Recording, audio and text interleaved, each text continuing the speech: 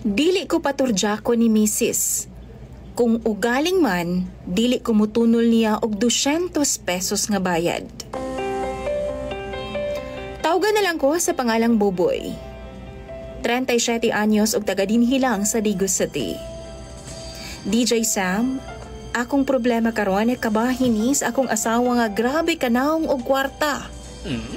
CNN. Doon na nami duha ka mga anak, DJ Sam, og ambot lang, nalibog ko aning iyang tirada. Sa kinabuhing minyo, DJ Sam, diba, kabalo naman jud ta nga basic jud ang ana-ana. Apan lahi ning ako ang asawa. Daw GRO ang iyahang tirada. Di mo abli sa iyahang palda kung dili ni mo tunulan og kwarta. Ultimo lang pud intaw ng akong pangwarta, DJ Sam. Construction worker lang ko. Ug igo-igo lang po ang ako ang income para sa ako ang pamilya. Apan lagi, kay mo barog man gyud ning atua, kapila sa usa ka semana. Maunang nagpait jud ko karon. Sa unang mga bulan sa among kami niyon, DJ Sam, okay pa man mi. Unlimited ana-ana. Pero sukad nga nangayo siya og pang rebond nako. Nga wa gyud nako nahatagan kay lagi kulang pa man sa mo ang pang-adlaw-adlaw. Nanluod og nagbutang nagpresyo sa iyahang karne, DJ Sam. Hinuon magpautang man si NN. Kung wa gyud ko'y kwarta tapos gusto kog ana-ana, pautangon man pud noon ko niya. Pero dapat bayran jud nako siya. O kung moabot na ang isa ka semana nga wa pa ko manguhit niya, DJ Sam, marupod. Magpasaboy-saboy pud niya siya sa kong atubangan. Ug pas kagid bayang humuta. Kana bitawng nanintal gid siya tama nako, DJ Sam.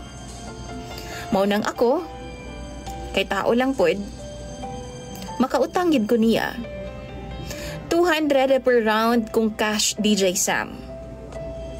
Pero kung utang gani, 250. Ilista lang na niya. Ang problema nako karon, DJ Sam, kay lagi tungod sa kadaghan na pod sa kuang na utangan sa gawas o ginabayran pa pod nako karon, maunang na-delay jud ko og bayad niya. Niabot na daw og 7,000 ang akong utang niya sa ana-ana, DJ Sam. Ug dili ko niya paturjakon kung dili nako siya bayran. Bayad una sa utang bago makausab og ana-ana. Mao na iyang balaod karon. Apan DJ Sam, naglibog na jud ko. Kay hapit na magbuwan nga wa gyud ko kaana-ana niya.